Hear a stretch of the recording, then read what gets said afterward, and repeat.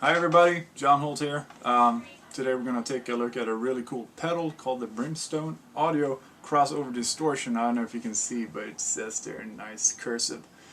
Someone over at Brimstone has a really nice hand for writing stuff, I guess.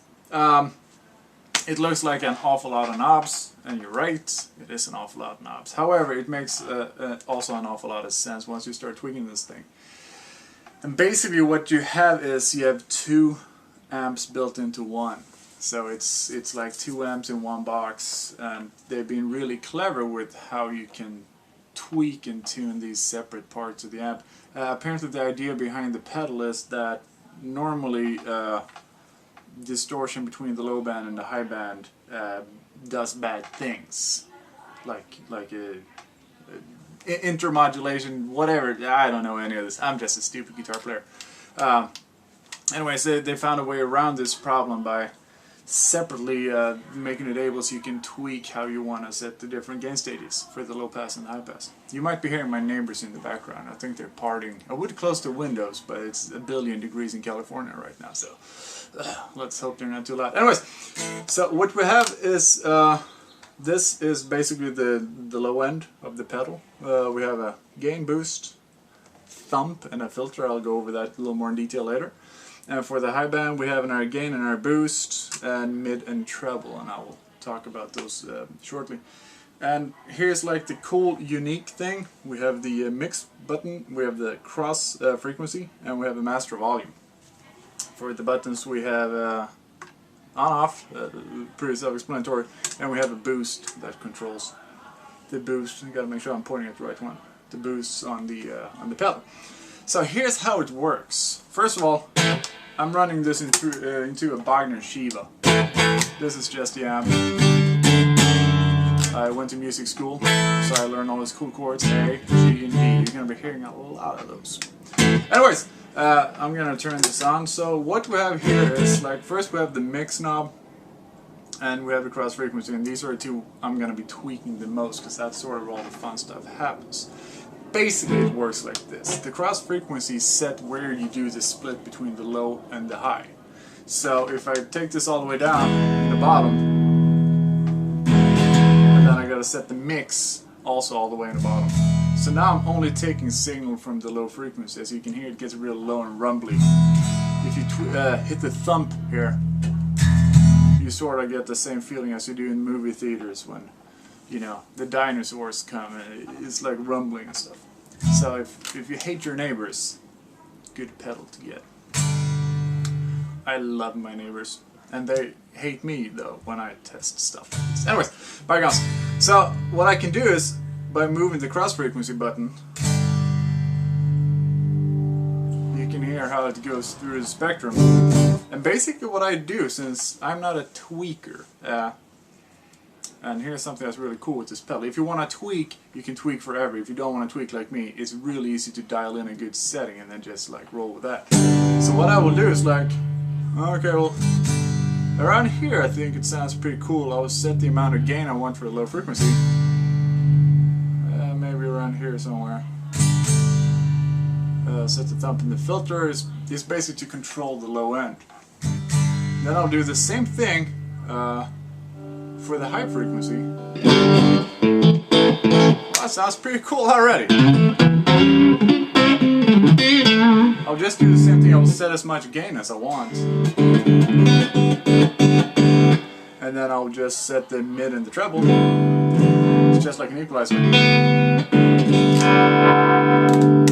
And obviously if you push the EQ more, it's gonna get louder, so you might need to be a little wary with the master volume. Anyways, once I've found, I like it, I like distortion. Once I've found a setting that I think sounds pretty cool, I'll just use the mix knob to find that perfect balance between the highs and the lows. Here we have a real nice, like,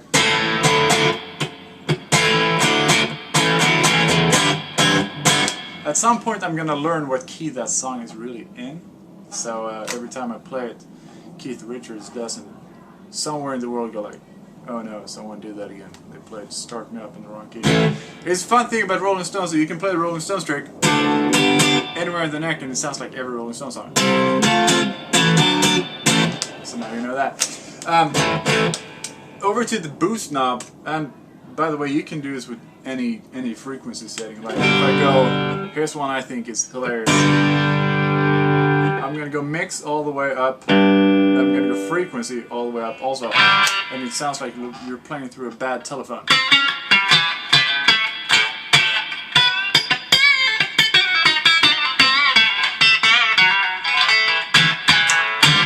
So next time your pesky producer tells you, try something different, man, you're totally gonna go for that sound and he's gonna love it. Also works great for your Rainbow Tribute band.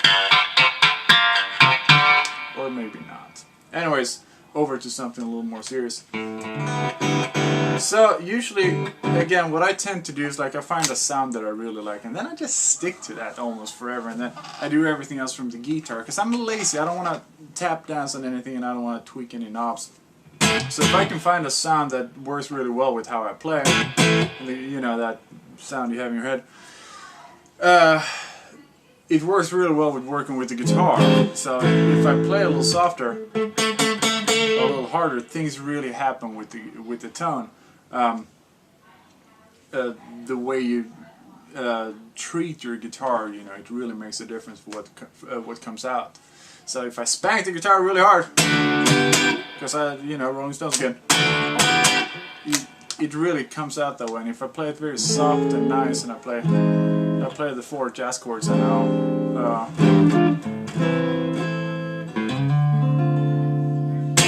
You know, it's all on the same sound, so you can go from really clean to kind of hard distortion just by the way you play. And that's where the money's at, people. Anyways, the boost knob, this is also really cool, and this is another one of those, like you have 2 amps in one already, but now you also have a boost built in. So when you hit the boost knob, that activates the boosts for the low band and the high band. So, if you're a distortion freak like I am,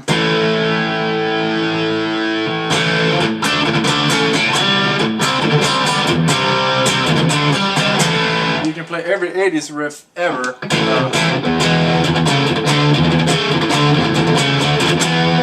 I don't know if that's actually a song. I think it might be.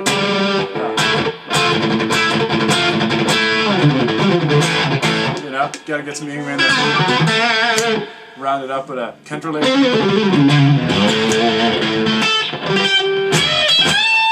It's way too much fun playing with this thing. So, what I'm doing here is I'm cranking the boost all the way up on the clean band. By the way, if you wonder why I'm wearing sunglasses, even though it's, what time is it? It's like 8 o'clock at night. It's because I didn't wash my hair. I told you I was greasy, right? So I didn't wash my hair either. So this is a way of masking that. So now you know. I'm letting you in on all my secrets. Since I have the boost all the way up, I get much more distortion on the clean band, but not so much on the low band, which is cool, because if you boost the low band all the way up too.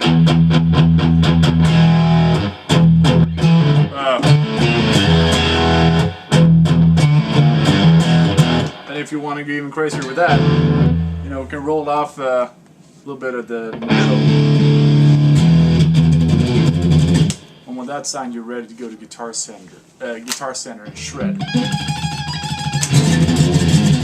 I don't know if you've ever been to Guitar Center, but usually it sounds like that. Personally, I like to keep the low end a little slightly less boosted and more in the high end, so I get more of that crisp distortion on top. It works really well for. Also great for Guitar Center. So when you go there, you know, you bring out your best slash shot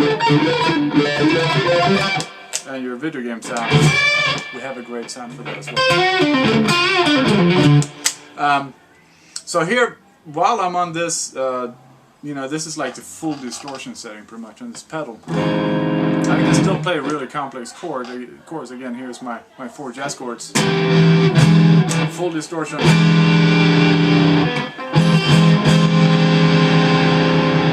The string separation is really good.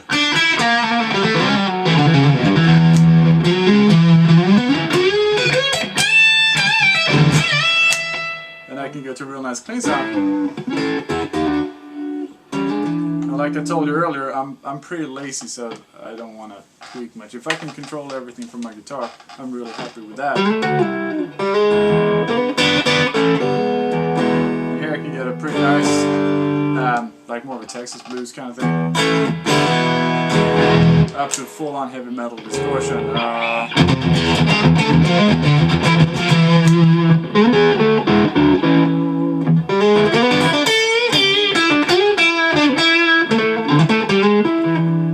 That responds really well to how I play the guitar.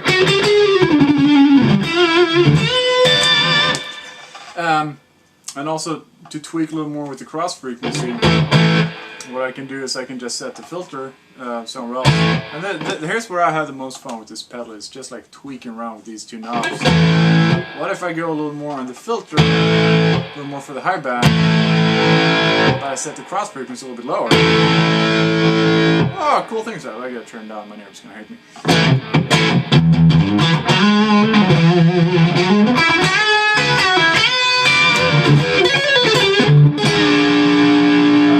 So things really happen with the sound. I can go a little higher on the frequency, but maybe a little lower on the mix. So this way I'm getting a little sparkle on top, but I'm taking most of the signal from the low end, so I get a kind of round, full sound, but still has a little bit of bite. And as you can tell probably, it responds really well to how I change the tone of my guitar as well. So I like to flick the pickup switch around.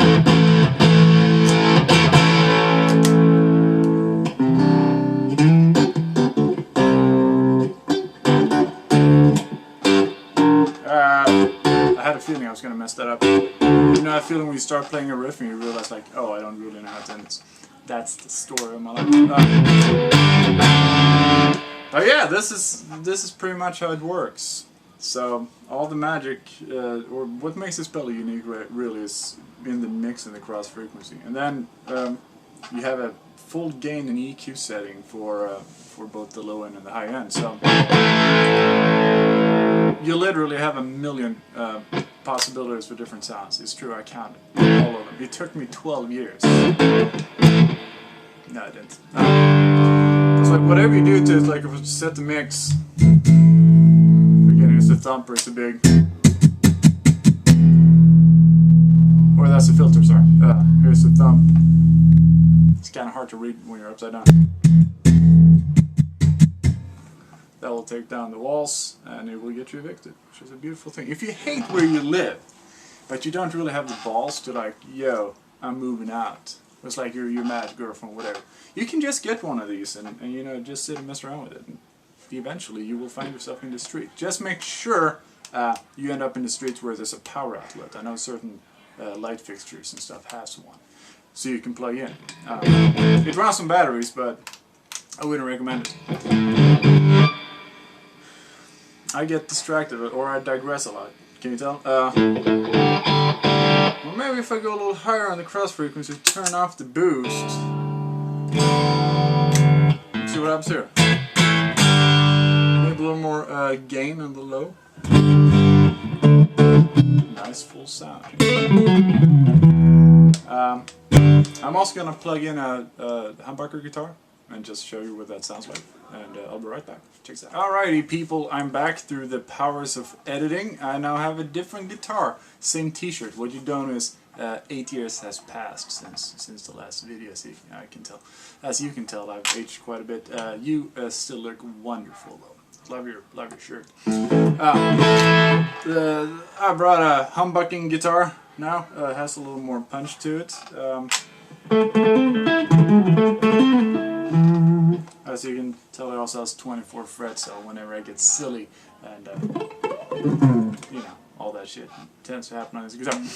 Anyways, also worth mentioning, this, you can't see it, but this pedal has a low gain, high gain switch, which is good if you have a super hot guitar, that is a guitar with very high output. You can flick the switch. If the pedal is clipping, they thought about that. Good people over at Brimstone Audio think about everything. So if you sit on one of those EMG 85 equipped ESPs and you like to do this at Guitar Center, you know, you probably won't buy this pedal anyways, but your Line 6 will do just fine, my friend. Anyways, different guitar, different sound. As I go through different pickup settings, the pedal responds very well accordingly. What I thought was cool when I was messing around with this is, since I've had all those years, while I switch my guitars, you know. I have something to say, I promise. I just gotta get all this playing. I haven't played guitar yet, so my fingers are itchy. Yeah.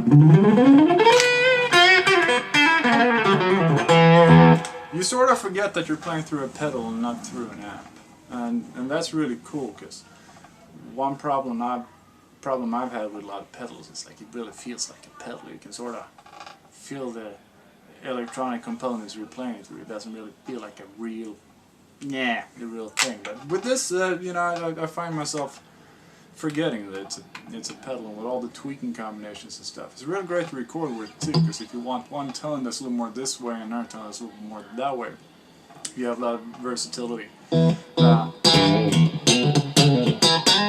coming out of the same box. It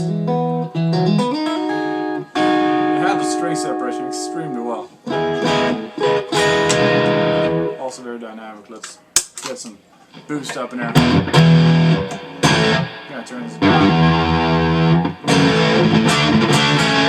If you want to sound real 80s, this is all you have to do.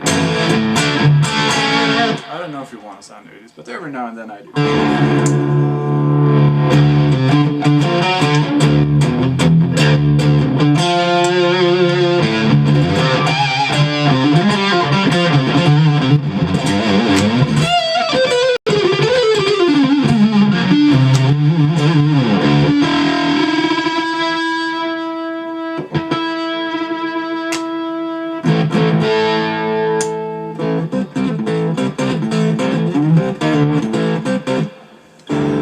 I'm gonna indulge myself to a little more treble on this.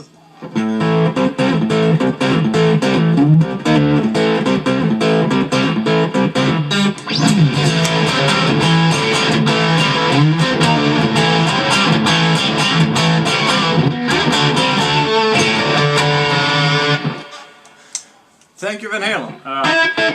Your check will be in the mail. But yeah, I think that pretty much sums it up. I think I tweaked all the knobs here, pushed on all the buttons. There's only 2 of them, but so in short, you have a low end and a high end amp, not high end, but a low pass and high pass amp, all built into the same box. You control it with the cross frequency that says where in the frequency range. Can you hear my neighbors? They're having a party. It's all you do in California. You just party all the time. No one works in this state. That's why the whole country is going downhill. Anyways. You set it with the cross frequency where you want that split to happen between the 2 different sides. You set the mix, how much you want of the low or the high that you want, and from there on it's just rock out and just enjoy life and how good this amp or this pedal sounds. See, now I even called it an amp. That's how easily fooled you are. It's very dynamic. It responds extremely well to how you play it. String separation is great. I really like the character of the distortion. I like a more mid-rangey guitar sound. I feel it cuts through better there, and like all the magic in guitar happens in the mid-range, so I find it easy to find that tone, or where all that happens, and then I just set the EQ accordingly to where I want it, and boom goes the dynamite. So yeah, Brimstone Audio CrossOver Distortion. Look them up online, brimstoneaudio.com, and go get yourself a pedal. Thank you for watching this. Bye-bye.